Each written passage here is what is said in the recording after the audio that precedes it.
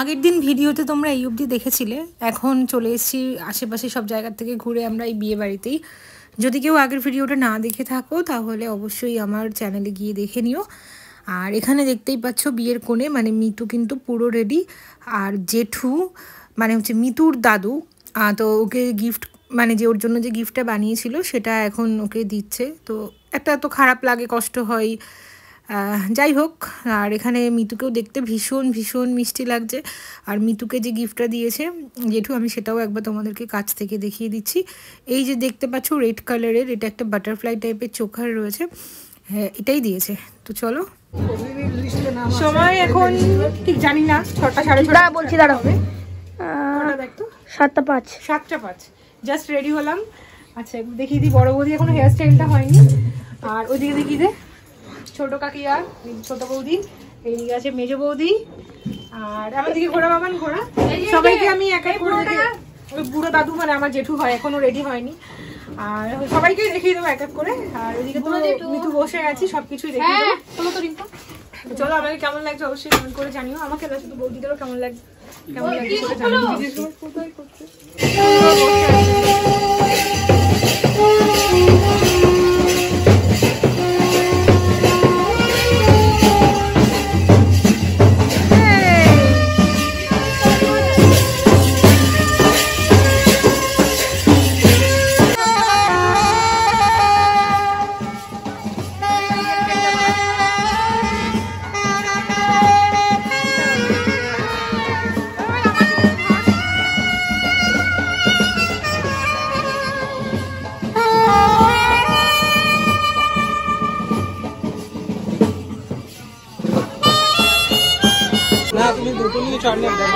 ফুচকা খাবি না?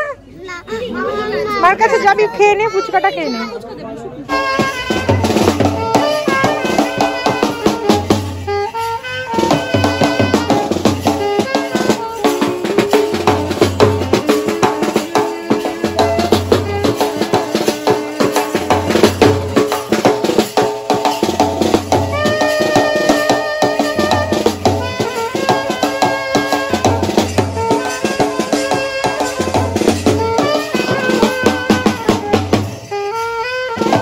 আমি এখন একটু নিয়ে নিয়েছি পকোড়া। এখানে স্টলে অনেক কিছু আছে, কফি আছে, তারপর ফুচকা, এই সাইডে পকোড়া, সমস্ত কিছু রয়েছে। আর এখন প্রায় ওই তোমার 8টা মতো বাজে, আর আস্তে আস্তে লোকজন আসতে শুরু করেছে। দেখতেই পাচ্ছ যে কতটা পরিমাণ এখানে ভিড় বাড়ছে আস্তে আস্তে। তো চলো, তোমাদের আমি সমস্ত কিছুই এক এক করে দেখিয়ে দেবো। এই হচ্ছে জামাইবাবু আমার, তো মানে আমার যে জেঠুর মেয়ে, ওই দিদির বর। আর এখান থেকে সমস্ত পুচকুগুলো রয়েছে। আর ইউভান যা দুষ্টুমি করছিল, ওকে তো মানে ধরেই রাখা যাচ্ছে না, প্রচণ্ড দুষ্টুমি করছিল, কোলেও থাকবে না, শুধু নিচে নামবে। তো ওকে চোখে চোখে রাখতে হচ্ছিলো, কারণ এদিক ওদিক দৌড়ে দৌড়ে চলে যাচ্ছিলো। আর এই হচ্ছে দিশা, মানে হলো মিতুর বোন, আমার দাদার ছোট মেয়ে। তো ওকে একবার কাছ থেকেও দেখিয়ে দিচ্ছি, দাঁড়াও দেখি, ভালো লাগছে। কোথায় আমি ব্লগ করবো এখানে। সেই সকাল 6টার সময় ঘুম থেকে ওঠা, তারপর রেডি হয়ে বেরোনো। এখানে এসেও তো কোনো রেস্ট নেইনি, আশেপাশে ঘুরে টুরে চোখ মুখ দেখে বুঝতেই পারছো মানে এখনই অলরেডি টায়ার্ড লাগা প্রত্যেকে শুরু হয়ে গেছিলো। মানে মনে হচ্ছিলো একটু বিছানা পেতাম, একটু শুতে পারতাম, কিন্তু বিয়ে বাড়িতে তো সেরকম হয় না। তো আবার ওই অবস্থাতেই চোখ মুখ ধুয়ে রেডি হয়েছি বলে কেমন যেন একটু চোখ মুখগুলো লাগছিলো, সেটা মানে সবারটাই লাগছিলো, আমরা বুঝতে পারছিলাম। আর এই করতে করতে যাই হোক, এদিকে বড় ঢুকে গেছে, দেখতেই পাচ্ছ। তো চলো, কাছ থেকে সব কিছু দেখাচ্ছি তোমাদের।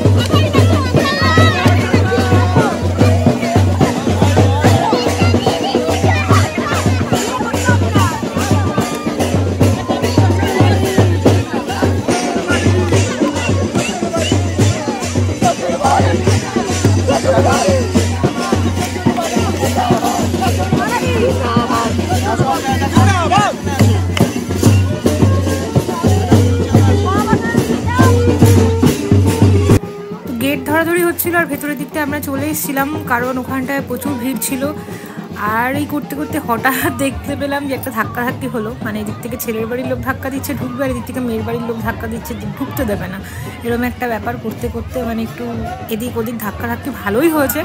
তো তারপর তো মানে যাই হোক, পরে আবার যদিও সব ঠিকঠাক হয়ে গেছিলো, মাঝখানে দিশা একটু রেগে গেছিলো, রেগে ঘরে টরে চলে গেছিলো, কারণ এত ধাক্কাধাক্কি হয়েছে। কিন্তু আবার একটু পরেই সব কিছু মোটামুটি ঠিকঠাক হয়ে গেছিলো।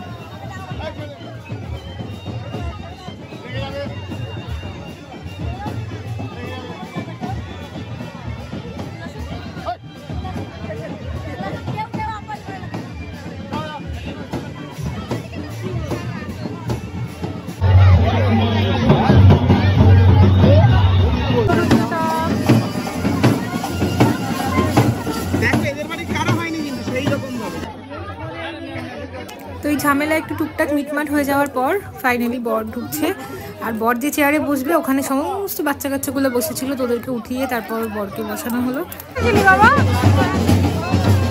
বরটা পাগল হয়ে যাচ্ছে ইউভানকে রাখতে রাখতে, দেখো কি শুরু করেছে ইউভান, শুধু এদিক ওদিক হাঁটছে বরটা, ওকে নিয়ে আর রাখতে পারছে না। যখন পা গরম হয়ে যায় বুঝলে ভাই, একটা দিয়ে একটা ঠেলা মেরে জুতো খুলে দেয়। দাও জুতোটা, দাও জুতোটা কই? ওপর দিয়ে আমি একটা পকোড়া খাচ্ছি, আমি ওকে দেখে বলছি বাবা একটু খাও, নিয়ে দৌড়। আরে ওর পকোড়া খাচ্ছিল, তারপর পকোড়া শেষ হয়ে গেছে, ওখানে কেউ অপরিচিত ছেলে হাতে পকোড়া ধরে বসে তাকে চাইতে গেছে।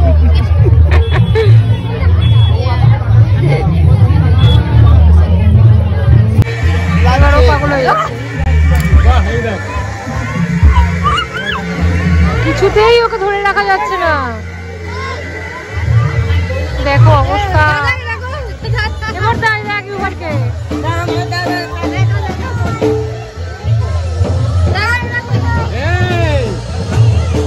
কি অবস্থা।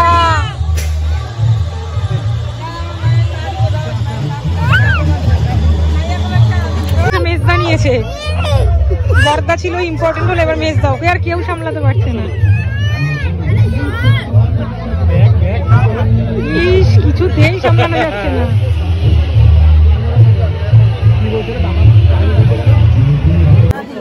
শুভ দৃষ্টি হবে, ওগুলো মুখে কাপড় দিয়ে আটকে দাঁড়িয়ে আছে।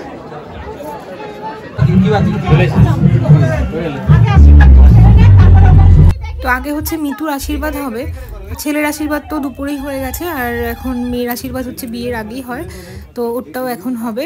আর যে আশীর্বাদ করছে এটা ইনি হলেন মিতুর শ্বশুরমশাই, আর ওকে একটাই গলের চোকার, এগুলো দিয়ে আশীর্বাদ করা হয়েছিল।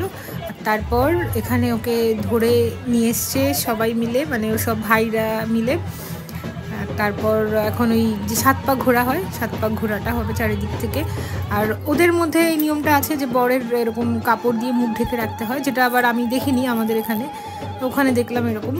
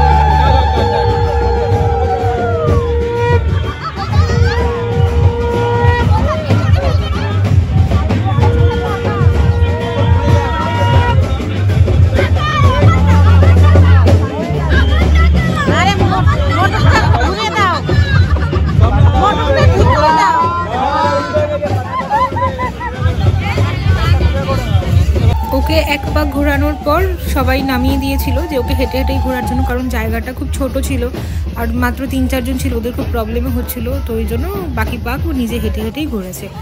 আর এখন হবে হচ্ছে গিয়ে মালা বদল। আর এই সময় আমার দাদা আমাকে এসে নিয়ে গেছে খাওয়ার জন্য ডাকতে, কারণ আমরাও আবার রাতে বাড়ি যাব। এই হচ্ছে মেনু কার্ড, তোমরা এখানে একটু পজ করে মেনুগুলো দেখে নিতে পারো। আর প্রথমেই যেটা আমার সব থেকে ভালো লেগেছে সেটা হচ্ছে কাঁসার থালায় দিয়েছিল খেতে, মানে এটা মানে দারুণ লেগেছিলো আমার। আর তারপর ছিল হচ্ছে মেনুতে এগ ডেভিল, তারপর দিয়ে গেছিলো কড়াইশুঁটির কচুরি, আর এগ ডেভিলের সাথে একটু চাটনিও দিয়েছিল, স্যালাডও ছিল, আর এরপর দিয়েছিল হলো চানা মশলা, এরপর দিয়েছিল হলো চিকেন বিরিয়ানি। আর আমি সবসময় এই বিরিয়ানির বিশেষ করে লেগ পিসটাই ভালো খাই, আমি কি অনেকেই হয়তো তাই ভালো খাও। যাই হোক, এখানে আমি, বাবা, মা, বড় পুচকু, এটা আমার এক বৌদি হয়, এরা খেতে বসছিলাম। আর ওই পাশে যে টেবিলটা দেখতে পাচ্ছ ওখানে ছোট বৌদি ওরা সব খেতে বসছিল, আরও অনেক বৌদিরা আছে। কারণ কি বিয়ে বাড়িতে কী বলো তো, আমাদের যেহেতু বাড়ি যাওয়ার ব্যাপার ছিল, তো যেখানে যেখানে আমরা সিট পেয়েছিলাম সেরকমভাবেই বসে গেছিলাম। আর এই ব্যাচে তো আমার দাদারাও কেউই বসতে পারেনি, আমার হাজব্যান্ডও বসতে পারেনি, ওরা বসবে হলে পরের ব্যাচটায়। আর এরপর মেনুতে কিন্তু ছিল চিকেন চাপ, যেটা আমার হাফ খাওয়া হয়ে যাওয়ার পর মনে পড়েছিল যে যা আমার তো ভিডিওই করা হয়নি, তো সেই জন্য ওটাও তোমাদেরকে একবার দেখিয়ে দিলাম। আর আমি এখান থেকে বারবার করে আরিয়ানকে ডাকছিলাম আর ও আমার দিকে তাকিয়ে ভেঙাচ্ছিল।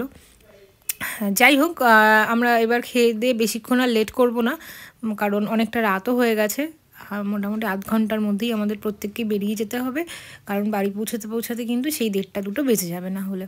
তো এরপর মেনুতে ছিল হচ্ছে আমের চাটনি, আর তারপর দিয়ে গেছিলো হলো পাঁপড়, আর ছিল হলো নলেন গুড়ের রসগোল্লা, আর ছিল হচ্ছে গিয়ে গোলাপ জামুন। প্রত্যেকটা রান্না ভীষণ টেস্ট ছিল খেতে, আর খুব খুব ভালো লেগেছে, সত্যি কথা ভীষণ ভালো লেগেছিলো। আর লাস্টে কিন্তু আইসক্রিম ছিল, আর হচ্ছে হাজমোলাও ছিল। ঘরে বসে আমি আইসক্রিম খাচ্ছিলাম, এরকম সময় বাইরে উলুর আওয়াজ যেরকম পেলাম তাতে বুঝতেই পেরেছি যে সিঁদুরদান হচ্ছে। তো সঙ্গে সঙ্গে বাইরে আসলাম, তো এসে দেখছি হ্যাঁ তাই সিঁদুরদানই হচ্ছে, তাদেরকে একটা শেয়ার করে দিচ্ছি। কিন্তু এতটাই এখানে ভিড় ছিল যে আমি সামনের থেকে ভিডিও করবো সেটার জায়গা পাইনি, সাইডে একটু ফাঁকা জায়গা ছিল, সেখান থেকেই কিন্তু আমি ভিডিওটা করছি। তো ওদেরও নিয়ম হচ্ছে আংটি দিয়ে সিঁদুর পরানো, আমারও কিন্তু আংটি দিয়ে সিঁদুর পরিয়েছিল।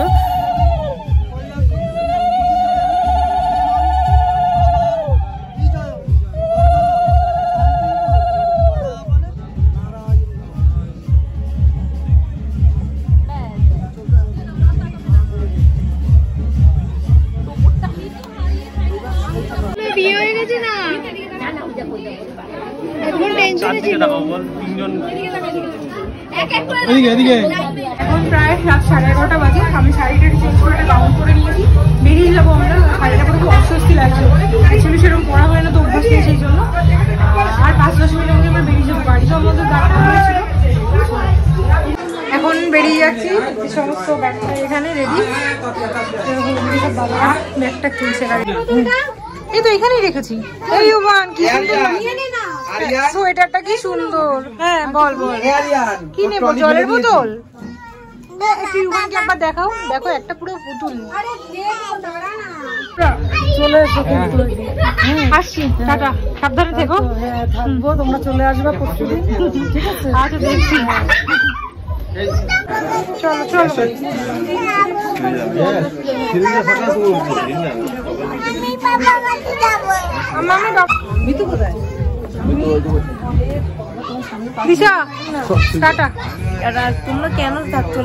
বেরোনোর সময় এখানে দেখলাম মিতু ওদের সব ফটোশুট চলছে, তো আর লেট করবো না, এবার সোজা গিয়ে গাড়িতে উঠবো।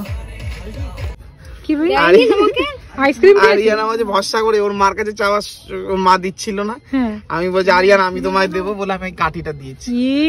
তাই দেখো রাত 12টার সময় বসে আইসক্রিম খাচ্ছে। আরিয়ান এবার তোমার মুখে তুলে দাও এই কাঠিটা দিয়ে আইসক্রিম দাও, একটু পেপাকে দাও, পেপাকে দাও।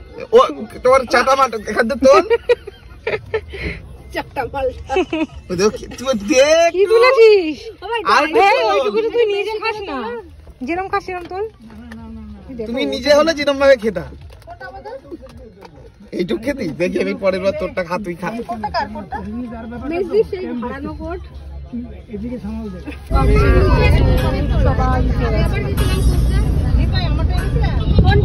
এটা বন্ধ কর, আবার আচ্ছা আচ্ছা যেও কাকি, যেও কিন্তু 1:30 বাজে এই এসে। হ্যাঁ টাটা। যদি এখানে গাড়িতে থাকবেই না এটা আমার থাকুক চলে যাবো বাড়ি। কি অসুবিধা হয়নি?